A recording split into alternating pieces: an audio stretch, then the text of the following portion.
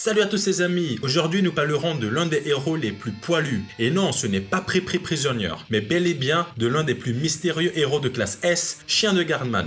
À ma grande surprise, il est l'un des héros de classe S les mieux aimés des fans. Pour ma part, c'est Bang. Mais en deuxième position vient aussi Chien de Gardeman. Et toi, dis-moi dans les commentaires qui est ton classe S préféré. Le 12e du classement des héros de classe S est un homme qui arbore le costume d'un chien. Sa particularité est qu'il a une expression stoïque et dénuée d'émotion, semblable en tout point à Saitama. Ce type, il ne fait pas semblant d'être un chien, il en est carrément un par son comportement. Il se baigne avec son costume, mange comme un chien, reste assis sur ses hanches et se met à quatre pattes quand un combat s'annonce. Je suis bien curieux de savoir comment il fait pour les toilettes. Sans compter qu'il a l'ouïe et l'odorat sensible comme les chiens. Depuis, une question me turlupine.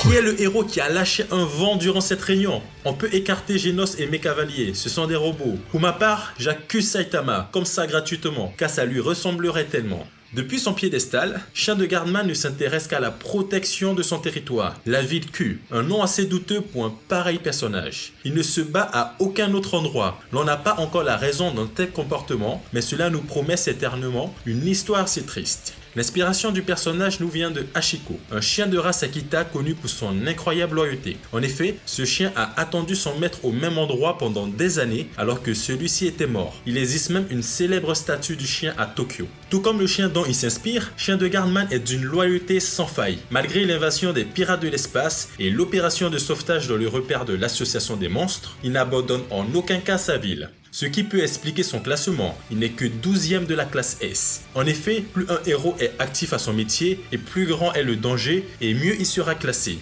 Chien de Gardeman est donc handicapé par sa manie à ne défendre qu'une seule ville, alors que les autres héros ont beaucoup plus de champs d'action. Vous comprenez donc que le classement des héros ne va donc pas forcément de pair avec la force, mais avec la volonté du héros à participer au bien-être et à la protection de toute la communauté. Si le classement des 3 premiers de la classe S est plutôt bien respecté en termes de force de combat, ce n'est pas vraiment le cas des autres. Personnellement, en termes de capacité de combat et en vue de ce qu'on a vu dans les scans, pour ceux qui les suivent, je mettrai par exemple Flashy Flash et Super Black Brillant nettement plus haut. Donne-moi dans les commentaires ton classement. Le mien est déjà dans cette vidéo, mais tu peux le voir aussi dans la description. Maintenant, nous allons parler de ses capacités. En tant que héros de classe S, Chien de Gardeman est incroyablement puissant, à un degré que vous pouvez à peine imaginer. Un témoignage de sa puissance est qu'il est en charge de la protection de la ville Q, qui est considérée comme la ville la plus dangereuse du pays, que ce soit en termes de nombre et de niveau de désastre des monstres. C'est à se demander comment des gens peuvent continuer à habiter là-bas. Mais on a la réponse. La présence et les espoirs de notre toutou en rassurent plus d'un.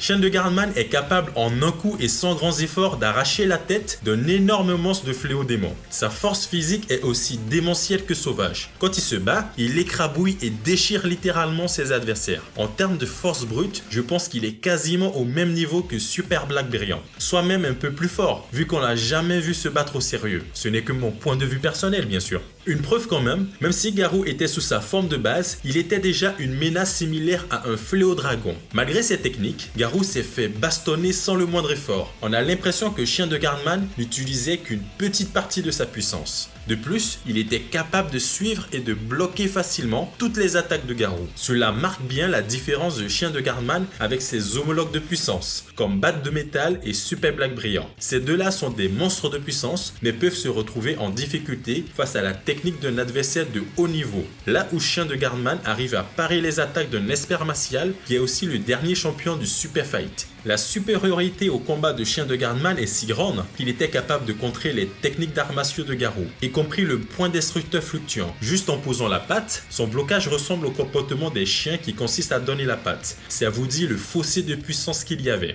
Sans compter qu'il est extrêmement rapide, peut-être pas autant que Flashy Flash, mais nettement plus que la plupart des autres héros. Avant que Garou ne l'attaque, il s'était débarrassé d'une trentaine de membres de l'association des monstres en quelques secondes, et sans le moindre bobo ou signe de fatigue. Même Garou, qui a des réflexes surhumains, était incapable de suivre sa vitesse et contrer son agilité. Toutes les attaques de Chien de Gardeman étaient imprévisibles. capable de grimper d'un endroit à un autre, ce qui le rend difficile à suivre, tel un animal sauvage, une bête à la force démesurée. Si Chien de Gardeman semble disposer d'aucune technique ou même d'armes spéciales, il s'appuie tout comme Saitama sur un corps à corps, avec, si on peut le dire, un instinct animal et une telle agilité qu'il est capable de contrer les meilleures techniques au monde. Pour ma part, durant cet arc de l'association des monstres, il aurait été tellement intéressant d'avoir un combat de Chien de Gardeman contre un adversaire plus proche de lui physiquement, le Grand Rex. Franchement, ça aurait été fou comme combat. Avant de me dire dans les commentaires qui pourrait gagner un tel combat, je tiens à rappeler que le Grand Rex est l'un des lieutenants les plus chauds de l'association des monstres. Garou, dans sa forme hybride, n'a pas pu le battre. Il a réussi à ne pas mourir face à un coup de Saitama, même si l'intention de Saitama n'était peut-être pas de le tuer.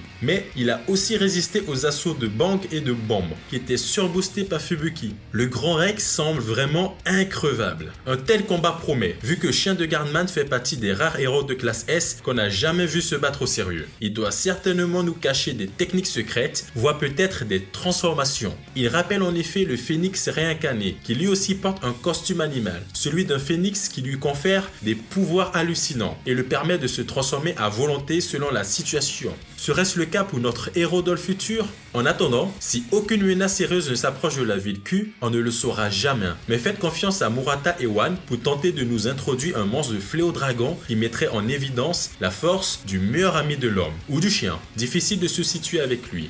Merci d'avoir suivi cette vidéo et si cela t'a plu, n'hésite pas à t'abonner et je te dis bye bye.